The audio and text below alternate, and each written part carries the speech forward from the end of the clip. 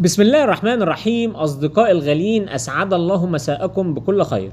أهلا وسهلا بكم في قائمة التشغيل الجديدة أو في النيو شابتر الجديد اللي هنبدأ فيه في فيديو اليوم، وهيبقى إن شاء الله بعنوان عيوب اللحام طبقا للكود الأوروبي وكمان طبقا للكود الأمريكي.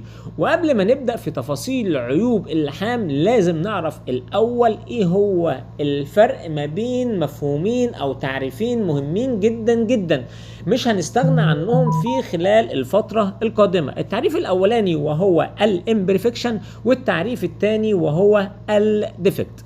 زي ما احنا عارفين ان بعد اتمام عملية اللحام لازم يحصل تغيير او تعديل على المنطقة المجاورة لخط اللحام، واللي بنقول عليها الهاز او الهيت افكتد زون.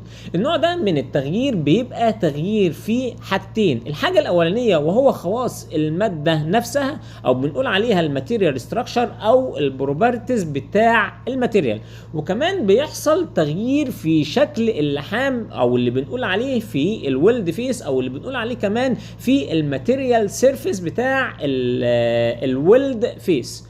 ومن التعريفين دول نقدر اللي اتكلمنا عنهم في الدقيقه اللي فاتت نقدر نستنتج ونقول ايه هو الويلدنج امبرفكشن او ايه هو تعريف الويلد امبرفكشن.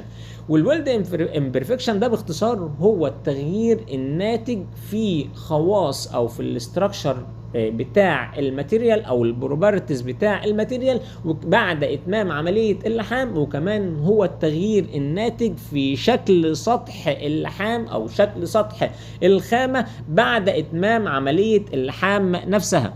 طب لو جينا استعرضنا الكلام ده زي ما هو واضح قدام حضراتكم دلوقتي على الشاشه، تعريف الامبرفكشن هو الديفيشن، هو الانحراف. الانحراف عن ايه؟ قال لك عن حاجتين.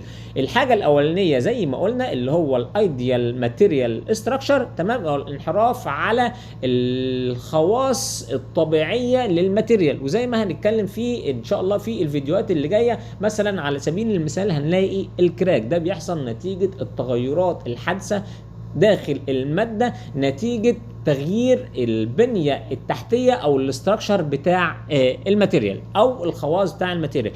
والانحراف الثاني كمان الانحراف الثاني عن اللي هو الشكل المعتاد لسطح المادة، او بنقول عليها deviation from irregular material surface. تمام كده؟ تمام.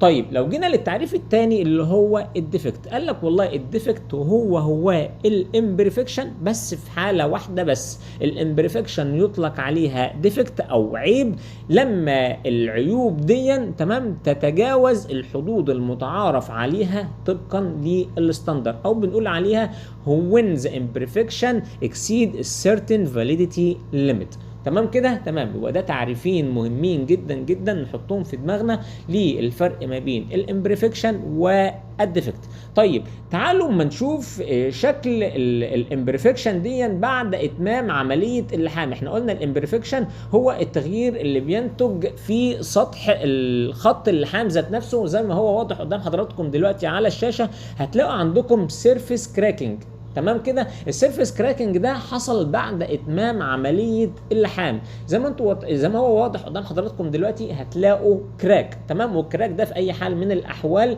تمام بيبقى مرفوض، تمام كده. طبعا الكراك ده اكوردنج للستاندر او السبيسيفيكيشن قال لك اي كراك بيظهر ده بيكون مرفوض. تمام كده؟ تمام. لو جينا استعرضنا الشكل الثاني اللي ظهر قدام حضراتكم على الشاشه، برضو ده تغيير في شكل خط اللحام او تغيير في سطح الماتيريال نفسها، تمام، بعد اتمام عمليه اللحام. وده طبعا سطح غير مقبول تماما. هتلاقوا عليه سيرفيس بور او بخبخه، وهتلاقوا كمان عليه شويه سباتر، وهتلاقوا المنظر يعني غير مألوف او غير مستحب. ده نتيجه ايه؟ قال لك نتيجه اتمام عمليه اللحام، وده طبعا بنقول عليه كله امبرفكشن. تمام كده. لو جيتوا بصيتوا للصوره الثالثه، ده طبعا الريجولار ويلد سيم، تمام، منظر غير مألوف او غير معتاد، ده برضو بنقول عليه امبرفكشن، لانه بعد اتمام عمليه اللحام شكل اللحام خرج عن الشكل الريجولار اللي هو الريجولار ماتيريال سيرفيس. تمام كده، تمام. لو جيتوا برضو بصيتوا على الشكل اللي واضح قدام حضراتكم دلوقتي على الشاشه، هتلاقوا برضو صوره غير مألوفه او غير معتاده بعد اتمام عمليه اللحام، لان سطح الماتيريال خرج عن الشكل المألوف. تمام كده، تمام كده. احنا خدنا مقدمه بسيطه عن الفرق ما بين الديفكت والامبرفكشن ان شاء الله، وهتبقى مقدمه لما هو قادم ان شاء الله. بقى في الفيديوهات اللي جايه ان شاء الله هنبدا نستعرض عيوب اللحام، وهناخدهم وهندرسهم عيب عيب بالتفصيل، ونشوف ايه هي الاسباب بتاعه كل عيب، وايه هي الاحتياطات اللي احنا يجب ان احنا ناخدها في الحسبان، تمام، قبل عمليه اللحام، عشان نقدر نتجاوز العيوب دي بعد عمليه اللحام ان شاء الله. اشوفكم على خير ان شاء الله في الفيديوهات اللي جايه. شكرا، سلام عليكم.